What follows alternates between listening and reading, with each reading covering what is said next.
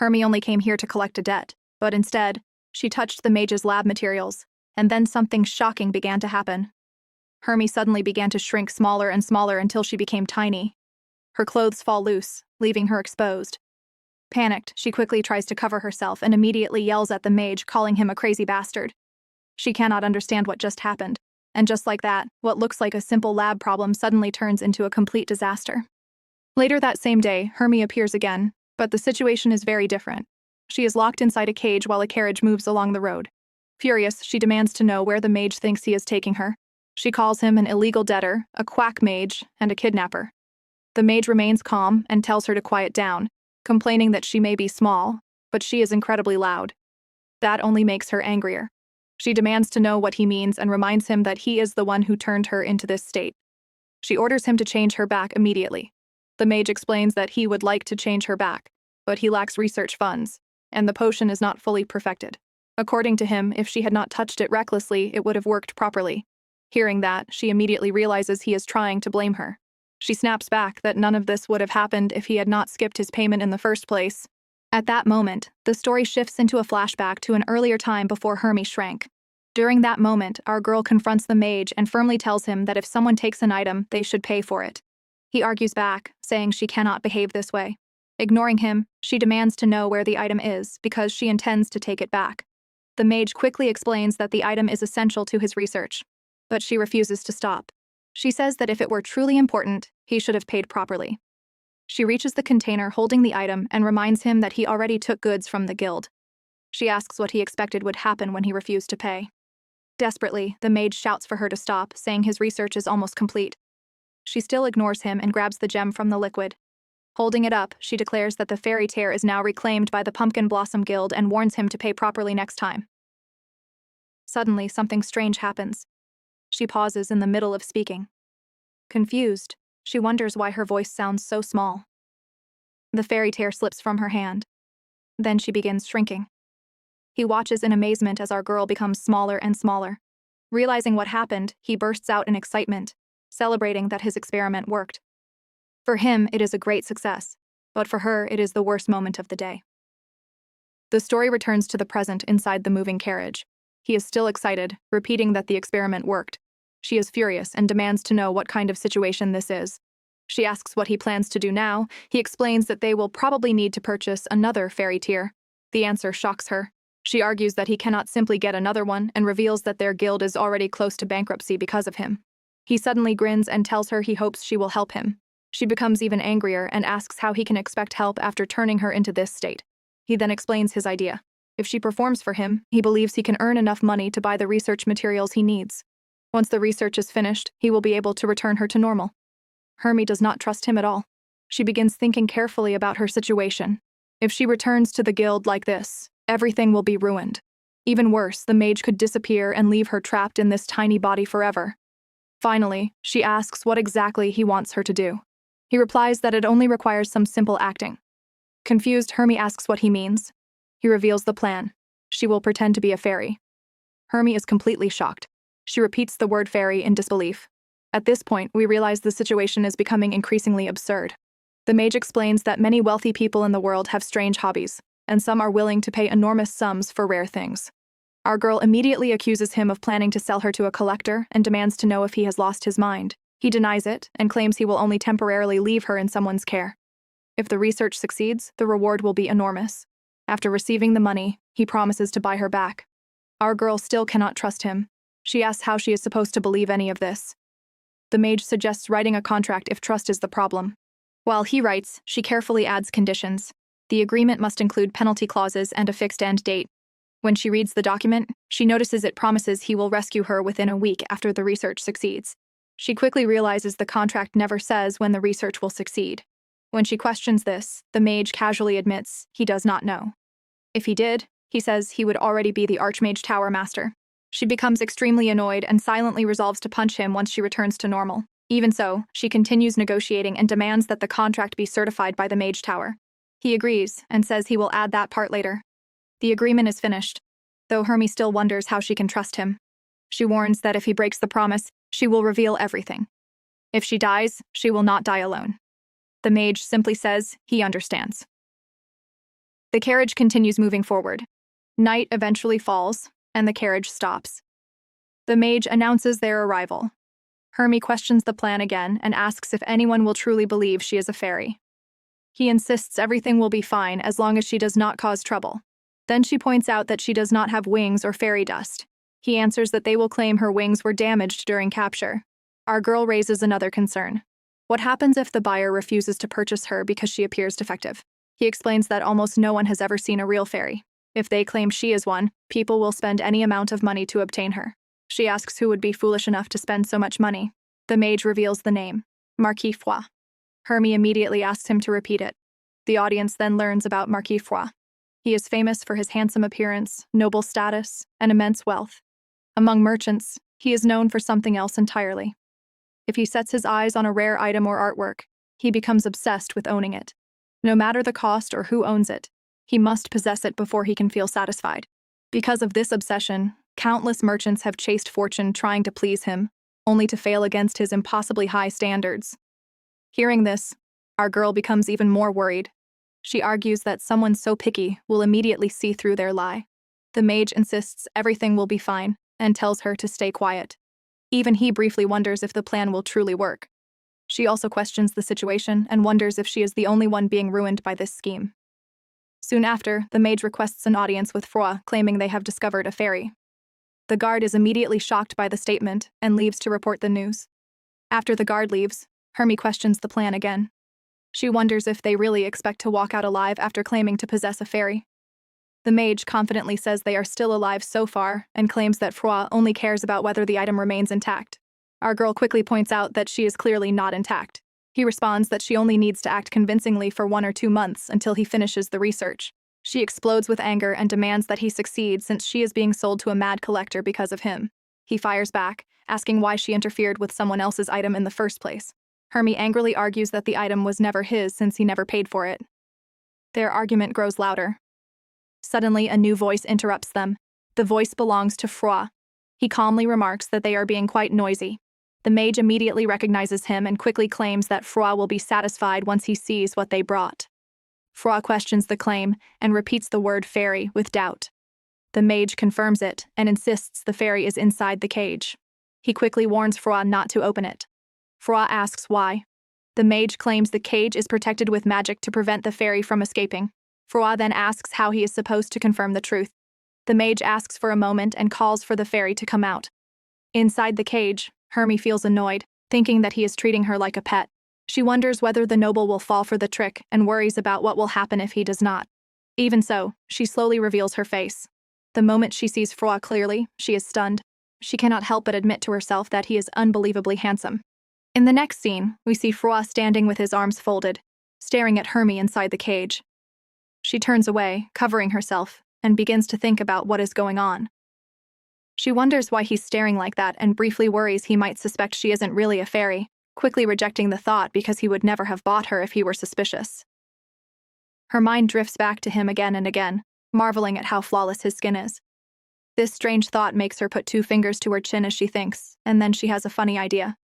Maybe he should be the one pretending to be a fairy instead of her. And honestly, if looks alone were the test, she might actually have a point. Suddenly, Foix speaks, commenting that she is small, and the mage immediately explains that she is small because she is a fairy. Hermie feels anxious and calls him an idiot in her mind, thinking anyone could see through such a weak excuse.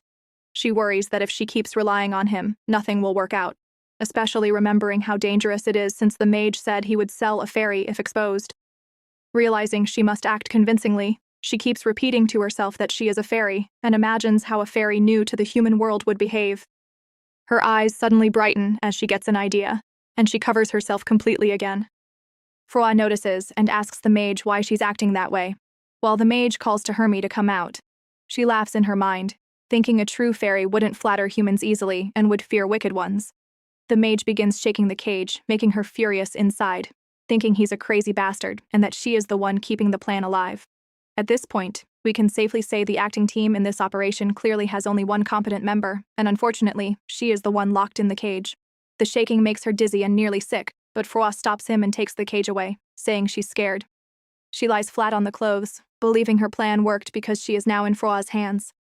However, the mage leans closer, asking if he can lift the handkerchief just a little. Panic floods her mind as she realizes she isn't wearing anything underneath. She grabs the handkerchief, but it's too late. Froid has already seen her.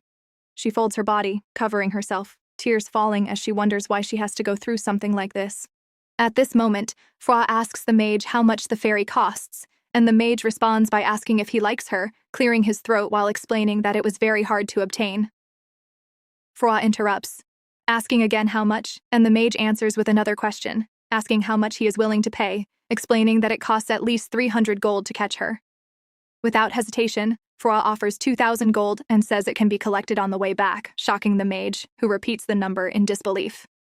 Froid calmly asks if the price is too low, and the mage immediately bows his head, thanking him sincerely. Meanwhile, Hermie thinks angrily in the cage, unable to believe how happy he looks, calling him a dumb bastard in her mind. The mage then takes the cage and says he will check the security magic before returning her, but Froid tells him to make it quick. The mage faces her directly, quietly telling her to stay safe, which makes her think he might come to rescue her later, though she is not sure. She whispers angrily, cursing him and warning that if he breaks the contract, she will expose every scam he has done, which would doom them both. Froid interrupts, asking if the check is done, and the mage confirms everything is fine. Froid comments that it sounded like she was muttering and asks if she can speak. The mage confirms she can, explaining that her name is Hermie and that she will speak once someone gets close and will open her heart quickly if treated well. Froid smiles slightly, hoping she opens her heart soon. Back in the present, Hermie faces away while he continues staring. She thinks about how nobles are hard to understand after paying such a huge sum just to stare at her quietly. Froid notices she is not eating and begins walking away, surprising her, and she quickly reaches for the fruit, realizing she was too nervous to eat earlier. She accepts the situation, knowing what is done, and begins planning her escape. Holding the fruit almost as big as her body, she decides to pretend to be scared for a week, act angry for another week, and then behave calmly to lower his guard.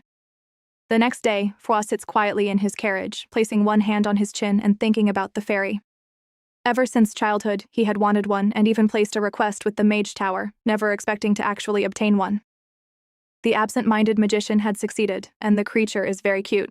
Normally cautious when dealing with rare items, he realizes this purchase was impulsive, and he has not even confirmed her value, yet he cannot take his eyes off her. A desire rises to possess her immediately, but he is slightly disappointed she still refuses to come out and notices she hasn't touched the food. He quietly tells himself that raising a living being is hard, like keeping tools in proper condition, and sighs, thinking this is why he endured the inconvenience and came all the way. Just then, the carriage slows and finally stops in front of a mansion. Froid steps into the mansion and notices a lion lying on a chair and a peacock nearby. As he walks further, he thinks about how every time he comes here, it feels like there are more beasts than he has ever seen before. At this point, we might honestly start wondering if this place is a mansion or secretly a zoo. Suddenly, a voice cuts through his thoughts, teasing him about visiting such a filthy, foul-smelling beast. Froid sees the speaker and calls his name, Jovern, who comments about the beasts, stroking a bird beside him. The parrots begin shouting, teasing Froid about getting scammed, and Jovern laughs, pointing out how he keeps lining merchants' pockets by buying rare things.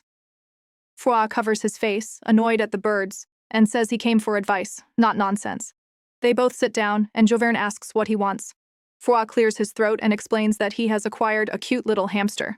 Jovern reacts loudly and slams his hand on the table, standing up in disbelief. Froid asks if it's that strange, and Jovern reminds him that he used to hate animals, even rejecting a white tiger gifted before, and questions how it could now be a hamster. Froid explains that he does not dislike animals, only worries about shedding fur and damaging his artwork, and the white tiger was far too large. Jovern sits back down, acknowledging that starting small isn't a bad idea, and asks again about the hamster. Froid admits he is asking for advice because Jovern knows animals better than anyone.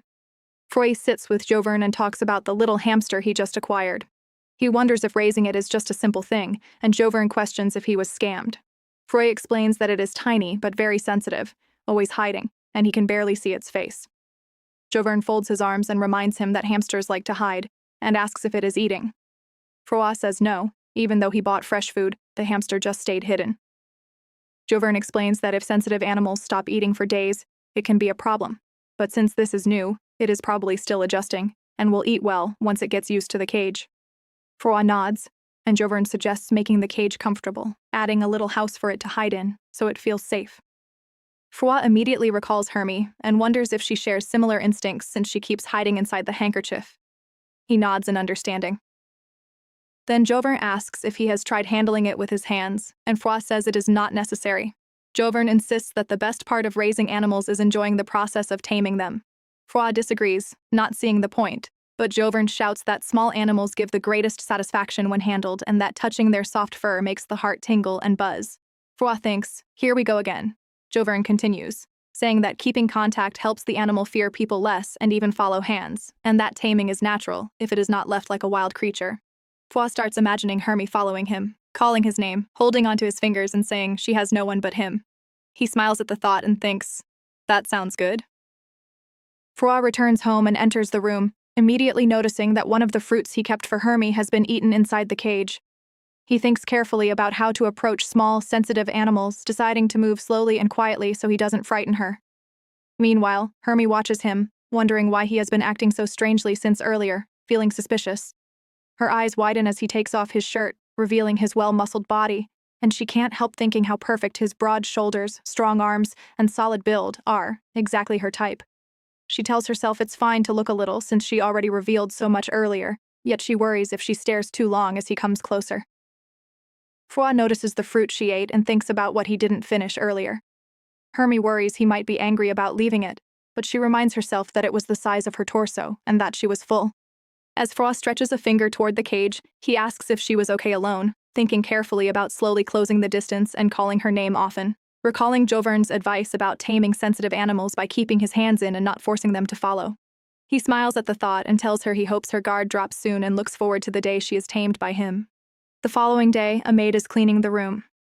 During her work, she notices something lying on the floor. Curious, she checks what it is. After observing it, she concludes that it looks like a small piece of cotton. She assumes it must have fallen out of the bedding and decides it will need to be replaced later. With that thought settled, she continues her work elsewhere. Meanwhile, inside the cage, Hermie has been watching everything carefully. Once the maid leaves the room, she finally releases a long sigh of relief. It becomes clear that she had been nervous the whole time. After calming down a little, she realizes that she did not get caught. The truth about the cotton becomes clear. Those cotton balls were actually being used by her as a substitute for a toilet. Because of this, she complains in her mind about how troublesome it is. Every single time she has to hide her business inside cotton and throw it away. Naturally, this frustrates her. She begins questioning the strange situation she is in. She wonders if fairies are not supposed to pee or poop. After all, if someone eats food, then something has to come out eventually. She admits that there is at least one small relief.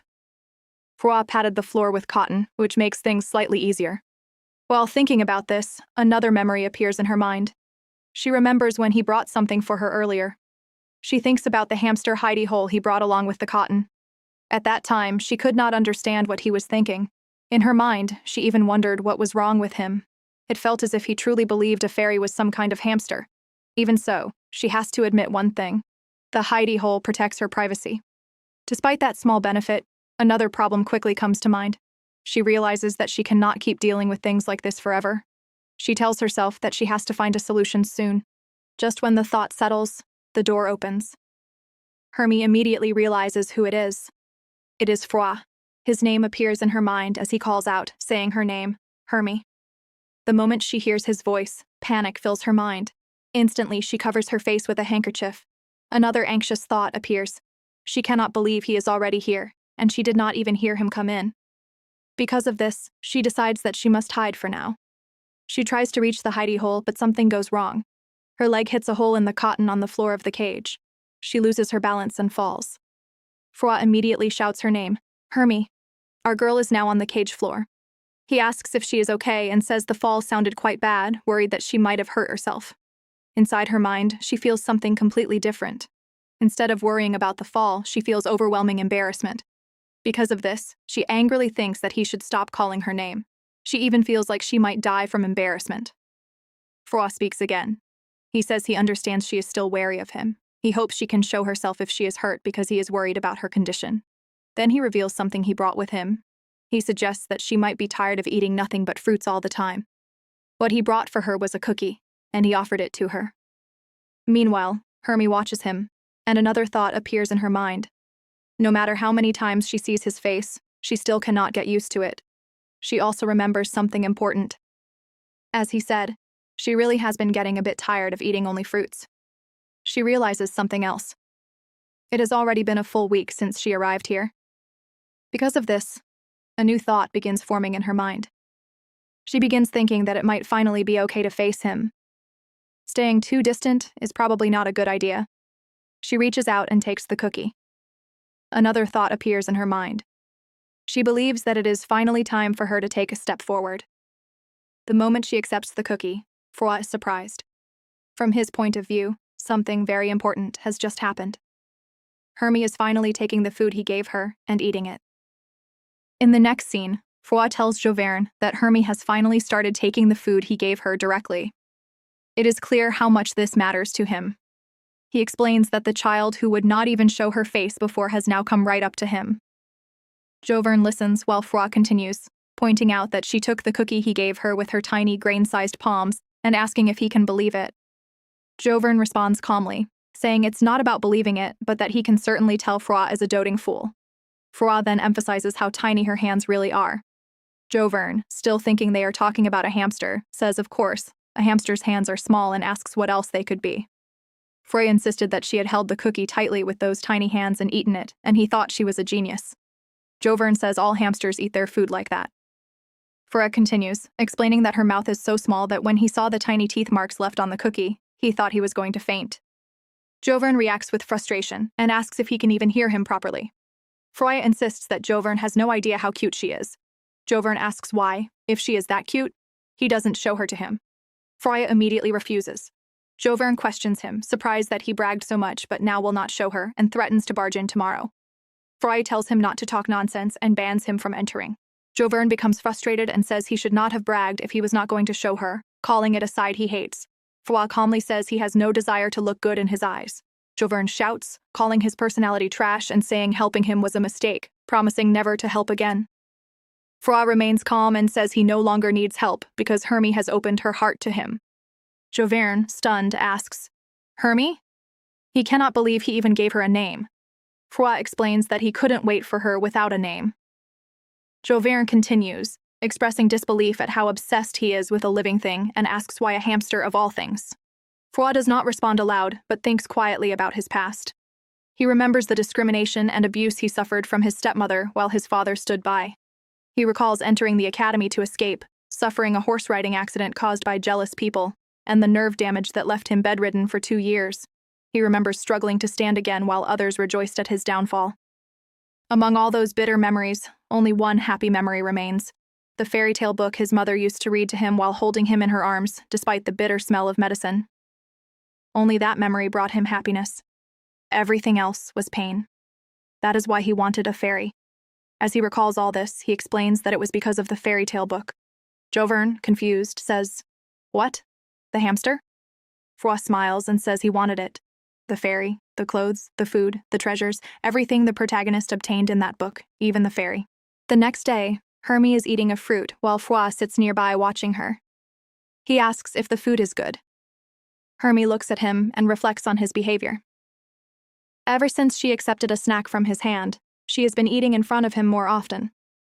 She has noticed how he always asks if the food tastes good, as if he is very interested in a fairy's eating habits. Honestly, she's tired of eating only fruit. She wishes for bread or soup instead, but she knows it's not the right time to start a conversation yet. Suddenly, Froid reacts with surprise and makes another observation. He notices her nodding and asks if she understands everything he is saying. Hermie thinks quietly that he is more airheaded than expected. He then asks if she wants to eat a snack too. She reflects that at first she didn't understand his actions, but now she realizes he is showing affection in this way. From her view, a cultured and refined pretty boy acting flustered over a tiny palm-sized creature seems unbelievable. All the rumors about him being heartless, cruel, and cold must have been lies. She decides they were probably jealous people spreading malicious rumors. Seeing this gentle side of him, she considers lowering her guard. For now, she decides to finish eating and return, reminding herself that a fairy isn't that easy to handle. Suddenly, he reaches toward her through the cage and touches her crown. Hermie is shocked and immediately hides inside her hidey hole. She wonders what he was trying to do. He explains that he wasn't trying to hurt her and only touched her because her crown looked cute. She calls him an idiot. Honestly, if I were in her shoes, I would probably think the same thing. Frua realizes this is the first time she has spoken and thinks even her voice is cute.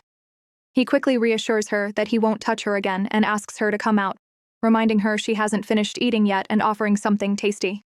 She notices how happy he sounds despite being called an idiot and decides she can push a little further. She hides deeper and says she won't eat it. He encourages her, saying she shouldn't be like that because it is delicious, an apple pie with apples on top of pastry.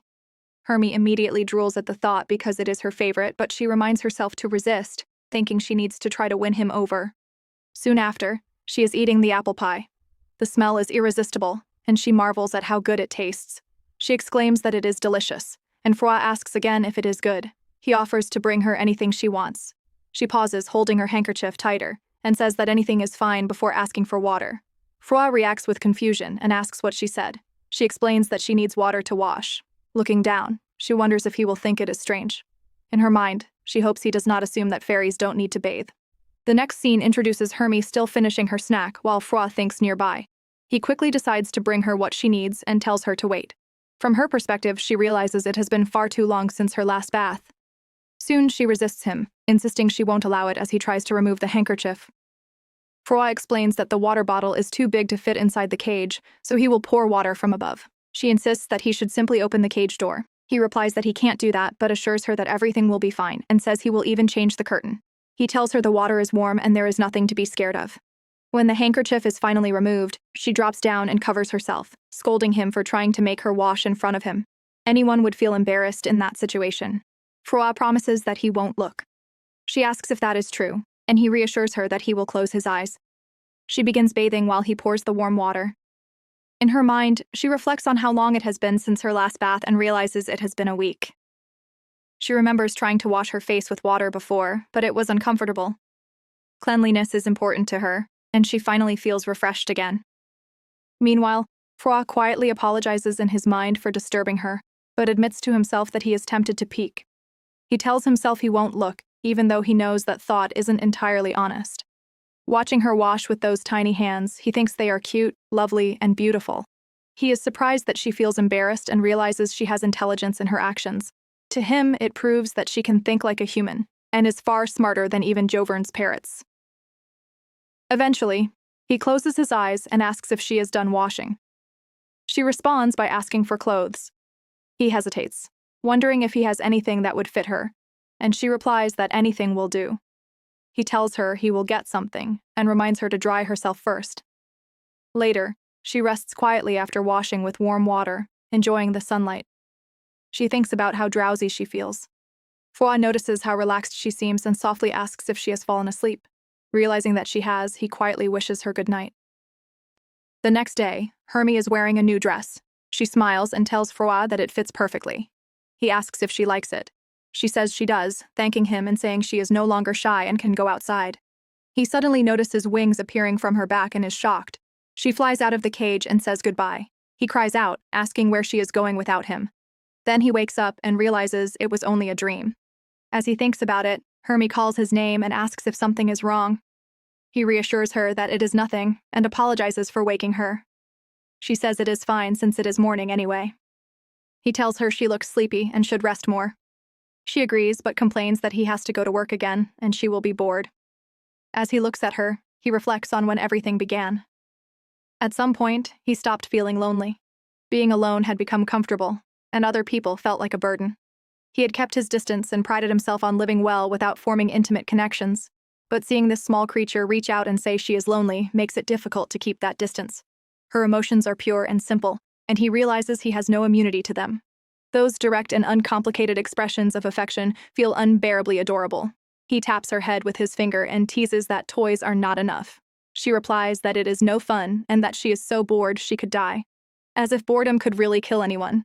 But the point is clear. Watching her, he continues thinking about how frustrated she becomes each day inside the cage. Even though he knows she gets bored and depressed when he leaves, he cannot bring himself to open the cage because he fears she might disappear. Then he suddenly decides they should go out. Hermie is shocked by what he says. He reminds her that she said she was bored and suggests they go for a walk. The next scene takes place outside in the garden. Hermie is amazed by how huge the place is. Froid asks if she likes it, and she eagerly says yes. He worries about the heat, but she assures him that she is fine and enjoying the cool breeze, the fresh air, and the sunshine. Being outside feels wonderful. As he watches her, he remembers the dream in which her wings appeared, and she flew away. He asks her to wait for a moment, leaving her confused. She wonders if he went to the bathroom and sighs to herself, thinking that the life of a pet fairy is not easy. Looking down, she reflects on her daily routine. Greeting him, acting cute, asking for attention, and carefully keeping the right distance so he does not grow bored with her. To her, it feels like walking a tightrope, balancing on his unpredictable heart. She is tired of babbling like a toddler just to play the role of a naive, easily sulking fairy. In her mind, she imagines shouting at him and letting all her frustration out. She imagines yelling that it is inhuman to lock up a fairy when she has no wings and cannot run fast, calling him a cowardly chicken. She imagines scolding him for adoring her without knowing how to play with her, insisting that she is a real fairy and mocking the idea that staring at his face would be more fun than playing catch. She even considers telling him she is not a fairy and that he is a big, stupid pushover. But she knows that if she actually said any of that, the worst he might do is throw her back into the storage cage. Complaining would solve nothing. She has to keep pretending to be a fairy because if he ever loses his affection for her, everything will be over. She resolves to show that she has no complaints and to accept that he keeps the cage closed because he is afraid she might run away. Soon, she realizes that he has returned and wonders what he brought. Froid gives her a flower, explaining that with the summer blues around, he wanted to show it to her. She reacts with surprise and asks about the flower. He asks if she dislikes flowers, and she quickly says that is not the case. She likes them, but hesitates. He explains that it is not really about the flower, but about her staying by his side for a very long time. He asks if she could accept it. She smiles and asks if he really means it, and he confirms that he does. She accepts the flower happily and thanks him. Honestly, who would not melt over a random flower given with such sincerity? In her mind, she thinks that staying close like this might eventually make him open up more. Holding the flower, she feels that things are going well and believes that with just a little more effort, he will finally cave. We're introduced to Jovern and Froid in a tense moment. Jovern asks what it is and why he came, and he responds with a question about whether he is somewhere he shouldn't be. Jovern scolds him for barging into someone else's house without a word, asking how he can be so shameless and if he has no sense of shame. Froid brings up who paid for the greenhouse and wonders how long it will take to repay the debt. Jovern accuses him of being petty and then asks what the worry is this time, claiming he is his only friend and his emotional trash can. Froid admits that Hermie has been especially cute lately, and Jovern says he feels like swearing and asks if he may do that for a moment. Froid tells him to go ahead since he has a lot to say anyway. Jovern walks to a corner and shouts, then comes back and sits down, asking what the problem is with someone being cute. Froid explains that she is too cute, so cute that it defies all common sense, and as he speaks, he imagines her making different, adorable faces. Every time he sees her, his heart pounds, his face grows hot, and he even feels dizzy. Jovern gives him a cold look, saying it really sounds like he is not in his right mind, and he insists that it only happens with Hermie, that he does not feel like himself around her. Jovern asks if he may swear a little more, and he says no. From his description, Jovern concludes that he sounds exactly like a man who has fallen in love, but reminds him that Hermie is a hamster, so it cannot be love. Froid repeats the word love quietly, and the moment it leaves his lips, emotions surge widely, just like when he first met her and bought a fairy. From the moment she set foot into his world, everything began to change. He continues, admitting that he sometimes imagines things like this, and Jovern stops him, sensing a bad feeling about what he is about to share. He wonders what if Hermie grew as big as him, and Jovern says that would be absolutely terrifying. He insists she would be beautiful, but Jovern warns him to at least listen to his answer. He insists it is nothing but a futile fantasy, something that could never happen. Jovern asks if he has finally lost his mind since he is not even listening. Instead of replying, he thinks again about small and lovely Hermie, imagining if she grew as big as a human, her beauty and loveliness would grow as much. If he held her tightly in his arms, his empty heart would surely be filled, overflowing with happiness. Honestly, I would feel the same if someone that adorable were mine. It's the 50th day of Hermie's captivity in the cage. She calls out his name, and he answers, giving her more snacks. As she eats, she recalls the day they took a walk in the garden and how he moved her belongings from his office to the bedroom, staying with her all day while handling his work right beside her. They have grown closer, yet a vague unease creeps in, making her wonder if this closeness is really okay. She suddenly stands, and he calls out to her, pointing his finger, and she holds it. He asks if she needs more snacks, but she surprises him by kissing his finger as a gesture of gratitude for taking care of her and giving her tasty food. He draws closer, and she tells him to move away, but he insists, asking for just once. She pecks him on the cheek, and he blushes, wondering if a single kiss from a fairy can really feel so good.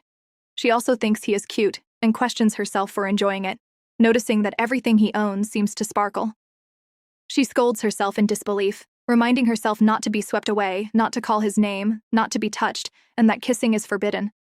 She reminds herself that his love is different, not human, and that once the magic ends, she will return to being an ordinary woman. He asks what she is thinking, and she comments on his handsomeness, making him blush and call her like an old lady, while she retorts that he should not say such things to a lovely fairy. She continues thinking that he looks like a statue when still and an angel when he smiles, and that no ordinary man will ever catch her eye again, but he is not hers anyway. She asks to look outside the window, and he moves her over. In her mind, she resolves to escape soon, knowing that although she is trapped, she is human and cannot live like this forever. She must not let kindness sway her or let her heart flutter with love, or she will be bound forever. Just then, we see the mage standing outside his compound. We're introduced to the mage standing in front of the gate, speaking to the guard and saying he has come to see the Marquis. The guard asks what business he has, and he responds that he came to get the fairy back. The guard promises to pass on the message, and the mage waits outside, muttering about how many materials he could have bought with 2,000 gold. He thinks about what choice he has if he wants to leave, and worries that if everything goes wrong, it will be over. He recalls how her eyes looked completely unhinged back then and knows she is not the type to die alone. He had secretly taken the contract in case the experiment failed, but it succeeded, so he feels that should be enough. If he takes her back and undoes the magic, the debt will be settled. The butler approaches and says he will not be able to meet the Marquis, explaining that the master does not wish to speak about the fairy. The mage's eyes widen as he wonders if she really died. He thinks that he did everything he could, took the contract, succeeded in the experiment, came all the way with the money, and it is not his fault. He tells the butler he will take his leave, thinking that if she is alive, it is not so bad, and trusts Sinner to take care of things. Back inside the house, it is the 60th day of Hermie's confinement, and she calls out his name. He answers that he stepped out briefly because something came up, and she complains about being bored without him. He apologizes and asks if she waited long. She hugs his finger and says she misses him, repeating it and pleading not to be abandoned. He reassures her that he would never abandon someone this adorable. She reflects that the fear of being alone grows stronger when he is out of sight, and that the cage feels suffocating, driving her to claw at the floor, chew things, and cry. Helplessness washes over her, and she thinks that if the place had been a prison, she could eventually leave. It might have been easier. In the fog of confinement, the only one who can see her is Froid, who both confines and saves her, complicating her feelings with affection, a fluttering heart, anger, and desperation. 2 months have passed, and she can't wait any longer, calling his name again and asking to be let out to play by his side. He becomes quiet, says no, apologizes, and says not yet. She asks when, but he only turns away, saying he is tired and needs to sleep, wishing her good night. She calls after him, pleading for him to wait, but he walks away without answering. I would be losing my mind too if I were trapped like that. Several days pass after the day Hermie begged to be let out of the cage, and contrary to expectations that she would keep throwing tantrums, she returns to her usual self. He wonders if she had been sulky because he came too late, and she wonders the same in her mind. Lately, the increasingly absent-minded Hermie strikes him as incredibly adorable. The way she welcomes him, like a baby bird following its mother, makes his chest swell, and he feels the urge to kiss the lips that chattered his name. He even imagines picking her up and swallowing her whole. The moment she asked to be let out, it hit him like cold water, and he knew that although she followed him, he still could not bring himself to open the cage. He fears that if the door is opened, she might run away. Nevertheless, he cannot leave her locked up forever, so he considers safeguards, some way to open the cage safely while still feeling at ease. He wonders if he should call the mage again, but decides not yet, thinking it should be fine for now. Hermie calls his name, and he responds, asking what it is. She tells him to come closer, and he does, asking if she is still in a bad mood. She says she is fine and holds his finger, saying that as long as she has him, that is enough. He echoes the sentiment, but then tells her to step back for a moment. She refuses, insisting she wants to stay closer, and kisses his finger. He begins to blush, thinking in his mind that this is driving him crazy. Honestly, I don't know how anyone could stay calm with that kind of cuteness. Hermie stands in the cage, thinking that it was too hasty to ask him to let her out. And now, with him stepping out, she has to find a way herself. She already failed at picking the lock and bending the bars, so the only option is to slip over the top. There's a cotton rope on the floor. It's a bit unreliable, but it should hold her shrinking body just fine. She reminds herself that she has climbed trees plenty of times, and if she keeps her balance, she will be okay. Hanging the rope and tying it to herself, she says aloud that she's ready and begins to climb. But the bars are slippery and not like a tree at all. Just when she thinks she can manage, she falls, hits her head, and shouts in pain. She realizes that at least it isn't bleeding and scolds herself for the dumb stunt, blaming lack of sleep for poor judgment. Her head spins, and then she hears his voice. Turning, she calls his name, frustrated that he took so long, and begs him to get her out, saying she just wants to stay right next to him. He warns that it's dangerous, and she promises to be careful. He hesitates, saying not yet and asking what if she disappears, while she insists she can't run away because she doesn't even have wings. No means no, he says firmly, yet she stretches her hand toward him, pleading that she likes him too much to leave and only wants to be beside him. He tells her he will think about it, still looking for a safe way, while she thinks bitterly that he must expect her to live like this forever and act like a cute little fairy until he loses interest. She feels crushed, realizing that no matter how sweet she acts, she is just another collectible, and wonders if she misjudged his kindness, believing he would listen. The next morning, Froid calls out to Hermie, bringing apple pie and hoping to cheer her up and take her for a walk. He wonders why she isn't coming out, remembering how she used to greet him at the door just like yesterday, and begins to worry that she's upset because he refused to let her out. He struggles with how to cheer up someone like her, thinking that leaving her alone might make her come out first, but he isn't into that kind of standoff. Hermie is sweating and finally opens her eyes, standing up shakily. He urges her to say something, anything, asking if she's upset. She begins walking toward him, staggering, and suddenly collapses to the ground. He shouts her name again, panic rising. In the next scene, Jovern shouts at Froid, questioning if what he sees is really a hamster and calling him out for being out of his mind. Froid tells him to shut up and focus on her condition, reminding him that he has examined many animals before. Jovern insists she's not a hamster but a tiny, adorable person, and Froid tells him to just examine her. Picking her up, Jovern comments on the fever and the bump on her crown. Froid asks where it is, sighing heavily when he realizes she's hot. Jovern tells him to keep wiping her sweat and warns that with the bump it could even be a concussion, advising him to call if she gets worse. After he leaves, Froid looks down at her, asking how she feels, and Hermie responds that she feels very hot and is sweating cold sweat like crazy. In the next moment, we see Froid watching Hermie lie there, and he softly says her name as he looks at her carefully. He begins thinking about how beautiful she is and notices that, unlike the fairies from storybooks, she has no wings, so she looks like a tiny human instead. In a strange way, he even thinks this might be better because it means she cannot escape into the sky. As he studies her small body, he notices the tiny marks on the back of her neck and on her wrist, and he even sees bite marks on her hips and waist. His eyes move to the small scar above her eye, and he begins thinking about how every mole and every scar looks adorable to him. He also realizes how fragile she looks, almost like she might break if he presses too hard. This thought makes him regretful, because she had been locked inside that cage while being so small and delicate. He remembers how she used to press against the bars and watch him whenever he left the room, almost like she was seeing him off and waiting for him to return. Because of this memory, he realizes he had been thoughtless, believing it was enough just to think she was pretty. Now he wonders if things would have been different if he had opened the cage earlier and understood her feelings sooner. In his mind, he even wishes he could give his own life to save hers, if that would let her smile again. He begins wondering when this tiny fairy stole his heart so completely and thinks about how no one else had ever entered his heart before. Yet she walked in so easily with her tiny feet. He even feels like maybe he had kept everyone else away just to leave space for her. Because of this, he quietly hopes she wakes up soon. Honestly, hearing him think like that almost makes me feel bad for him too. Meanwhile, our girl slowly begins to wake up. Her body feels heavy, and her head throbs with pain. As she struggles to open her eyes, she hears a voice saying sorry again and again. When she looks closer, she realizes the voice belongs to Froid, which confuses her because he seems very close, and the bars that always blocked her view are gone. Her eyes widen as she realizes she is outside the cage. She even thinks that she tried everything to escape before, Yet now she got out just because she was a little hot, making her feel like she should have acted sick earlier. She sits up and he quickly asks if she is okay, offering to call a doctor if anything hurts.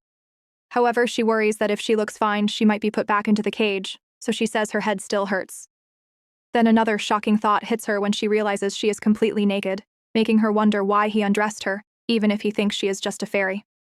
Feeling embarrassed, she says she is cold, and he immediately picks her up and holds her close, asking if she still feels cold. She says she is fine now, yet in her mind she suddenly realizes she should have asked for a handkerchief or some clothes instead.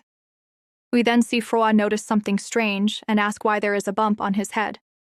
Hermie answers that he must have fallen.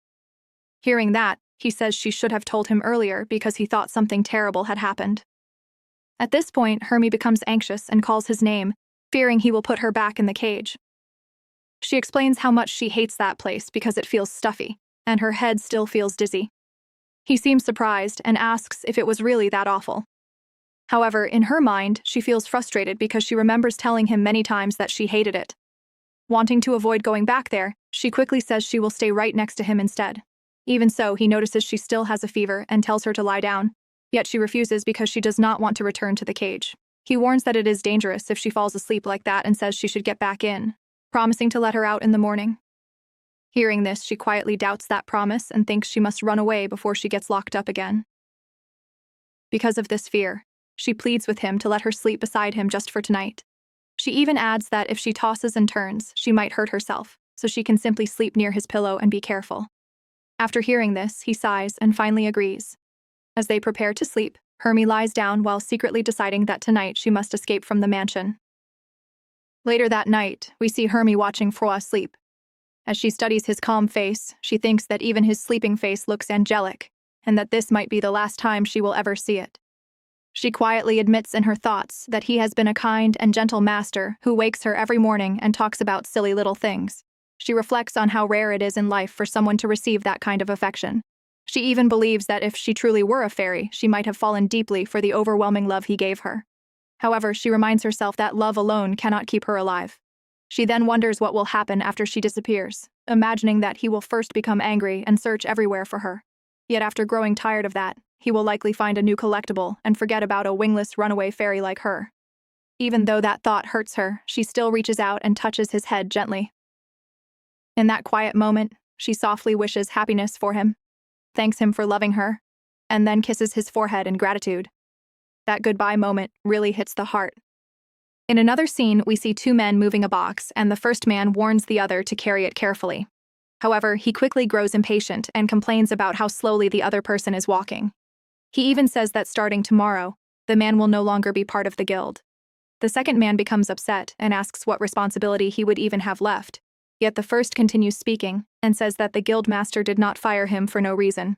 The other man then admits that the guild's financial problems are not entirely the guild master's fault. After that, he wonders if the female accountant was fired too. Nearby, Uncle Jen overhears their talk and feels he cannot stand it anymore. His thoughts return to the moment Hermie said she would go to the mage tower to settle things with the wizard and get the payments back, promising him not to worry because she would return. Now he regrets letting her go like that. After she left without another word, the guild's situation only worsened, and he even thought that normally she would be moving among the workers with that choppy voice of hers. Suddenly, he hears someone calling Uncle Jen, which shocks him so much that he wonders if he is imagining things. Yet the voice calls again, telling him to look down, and when he does, he sees the tiny figure of Hermie. He shouts in shock when he realizes it is really her. Meanwhile, at the mage tower, we see a man holding Hermie in his hand, while she angrily shouts that the tower gave an ordinary person an evil magic potion and pretended not to know about it. She demands they return her to normal. People nearby begin whispering, wondering what that tiny thing is, and someone remembers news about a potion that can shrink bodies, which had even appeared on the front page of the newspaper.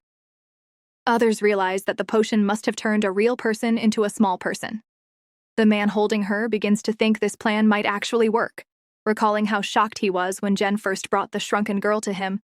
Yet now she boldly causes a scene at the mage tower. He also believes that without doing this, neither he nor she would be acknowledged. Soon, the head mage, Lord Deserna, arrives and questions the commotion, warning that causing trouble in the tower has consequences.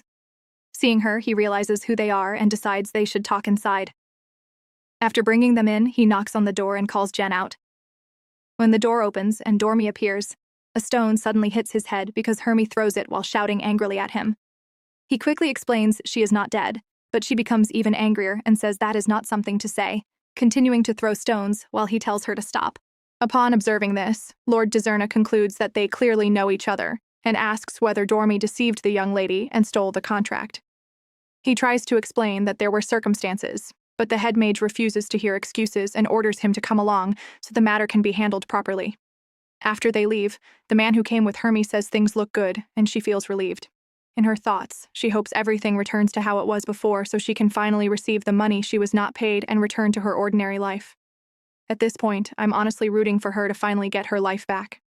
Back at Froy's mansion, morning arrives, and he wakes up, calling out to Hermie and greeting her good morning.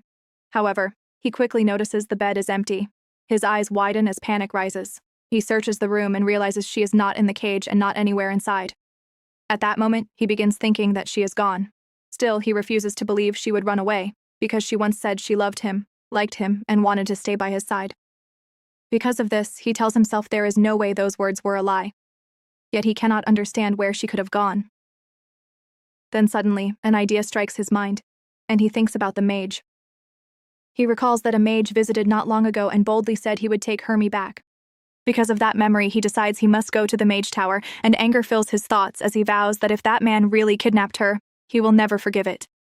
Meanwhile, in another place, Hermie now sits at a table in her normal size again, fully returned to her original form.